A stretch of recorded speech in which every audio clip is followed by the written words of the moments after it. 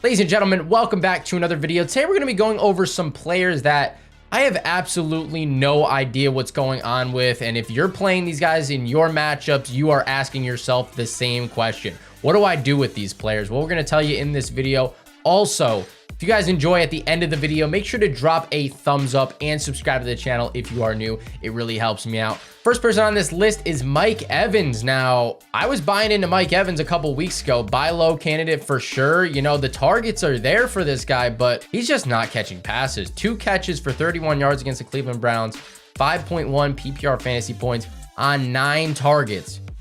2 for 9 is a very bad percentage. That's under 25%. Really not good. I don't understand where the chemistry with Tom Brady went, because he had a good solid year last year. This year, all of a sudden, just no production. I don't understand at all. Chris Godwin is just making it up for the both of them. He's getting so many fantasy points, so many targets, so many catches, whereas Mike Evans just, it's not the same. I don't know what to do with Mike Evans right now. I feel like you got to keep starting him if he's on your team. How do you bench a guy like Mike Evans, where he's getting 11 targets, 6 targets, 9 targets, and then 15 targets against Carolina? He's getting so many targets, but no production. So does the pendulum eventually swing back, or is it just forever, you know, going to be trash? I don't know. There's not a lot of good matchups left in the season for him, to be totally honest with you, except for the fantasy playoffs, where he's facing Cincinnati with a depleted defense. Arizona has an all right defense, and then Carolina at the end of the year. He could have some decent games, but it's not looking good for Mike Evans right now. And let me know if you're in the same boat in the comment section down below with this guy. Next up on this list is another guy that I have in a couple leagues, ALVIN KAMARA. This offense just cannot even do anything. I don't understand. I wouldn't want anybody in this offense except Chris Olave at the moment. Of course, I said he was going to have a bad week against San Francisco, and he had a mediocre week, but Chris Olave is clearly a better fantasy player than any other guy on this team, consistency-wise. KAMARA obviously has the highest upside. I truly believe that, but he just cannot get going. 7 rushes for 13 yards against the San Francisco 49ers, who do have a great defense. I will say that. 6 catches out of the backfield for 37 yards. 2 fumbles for this guy. 2 fumbles is just going to ruin anybody's day unless they're absolutely going crazy. I do love his fantasy playoff schedule, I have to say. Against Atlanta, Cleveland, and Philadelphia, I'm sitting tight on ALVIN KAMARA. I don't think he's going to have an amazing game against Tampa Bay, but once they get back from that bye week, I don't see how you can sit KAMARA in the fantasy playoffs, but I would be a lot more comfortable starting him in those fantasy playoffs if he was producing good numbers week in and week out. It's just not happening right now. The offense is not clicking whatsoever. I think they need a quarterback change, but they're not doing it. They're not pulling the trigger, so what can you really say about that? Next up is a guy that we are monitoring over the next couple of weeks. I think we're done monitoring this situation. I don't think we actually have to keep taking a look at this. LAZARD went down to 3 targets last night against the Philadelphia Eagles. 2 catches, 24 yards, 4.4 PPR fantasy points. I think Christian Watson is taking this #1 role over in wide receiver territory. I think LAZARD still has some decent games ahead of him, but I'm not at all confident starting this guy going forward. Let me know if you guys think differently in the comments down below, but dropping down to 3 targets is just brutal. From every other week, he was sitting around 8 to 9 targets. Now dropping it down to 3 targets. It seems like it doesn't matter who the quarterback is, Aaron Rodgers or Jordan Love.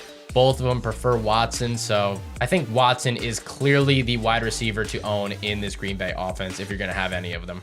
Next up is Tyler Boyd, dropping another stinker against a bad pass defense in the Tennessee Titans. I know the weather wasn't the best, but we're talking about 4 targets when T. Higgins, again, T. Higgins is the man, bro, having another amazing game, like 24 or so fantasy points in PPR leagues. Then we got Tyler Boyd, 3.6 PPR fantasy points. You thought when Jamar Chase went down that Tyler Boyd was going to, you know, thrive because he's the #2 wide receiver in this offense now. Without Chase, that just wasn't the case. He couldn't do anything. Like, we're looking at the games that Chase was out here. He did have 12.8, but then 9.4, 6.2, 3.6. Just not good. It's not what you expected out of Tyler Boyd. It's not what I expected out of Tyler Boyd in these games, and I don't think it gets any better with another guy taking targets away from him in Jamar Chase.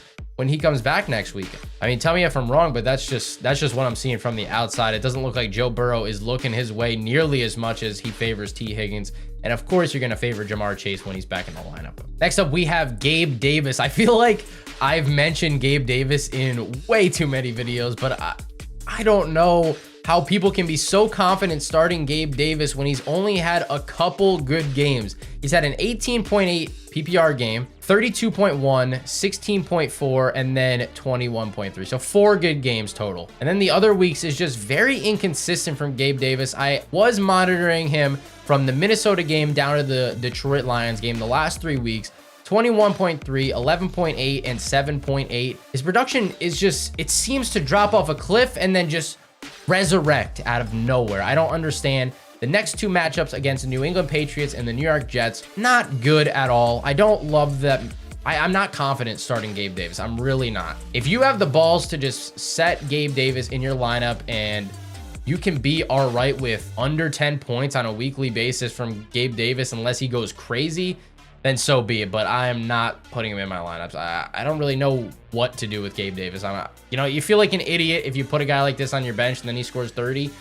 But it just seems like the probability of him scoring 10 is a lot higher than him actually going off and having a good game. Next up is another guy that I do not know what to do with, Antonio Gibson. This Washington Commanders backfield does not make any sense to me. All right. I feel like Gibson gets a lot more work in games where they trail because they need to pass the ball more. But even Brian Robinson was getting involved in the passing game this week, which we haven't seen all season long. So it makes me think, do you want Brian Robinson or do you want Antonio Gibson? Like, I feel like you're always going to start the wrong guy in this backfield. Or do you start both of them? I really don't know. 8.4 PPR fantasy points from Antonio Gibson this week. Meanwhile, Brian Robinson goes off for 20.5. And then the next week, it'll be Brian Robinson getting 5 or 7 or 10. You know, it's just very inconsistent. Let me know what you guys are doing with this Washington Commanders backfield in the comment section down below. Next up is a very similar situation. Tony Pollard, Ezekiel Elliott. I'm in the same boat about these guys. Last game, I mean, Pollard got 18 carries against the New York Giants, which is a great workload. That's a fantastic workload. Ended up with 8.1 fantasy points, not nearly used out of the backfield as much as you want to see, because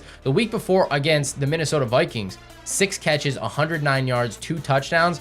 This game, he gets 2 catches for 1 yard. Like, it's just, I know these are 2 incomparable defenses. Giants have a way better defense than the Minnesota Vikings, but do you start both of these guys? Do you know, only start Pollard? Do you only start Zeke? It's just a toss-up in my opinion. Preferably, I would like to see Pollard keep getting this amount of carries. 18 carries in a game while Zeke is playing is amazing, but I don't know. They were winning for the majority of this game, so ground and pound is obviously going to be the move. We'll have to see what it's looking like going forward, in my opinion, but I'm probably leaning towards still starting Pollard over Zeke at this point. Last but not least is a guy that we've been monitoring again for a couple weeks, and he's just been doing nothing, man. I can't lie to you guys. Dameon Pierce, this whole offense looks absolutely horrible. They have a good matchup going against the Cleveland Browns where they could run the ball if they really wanted to. I just don't know if they're going to.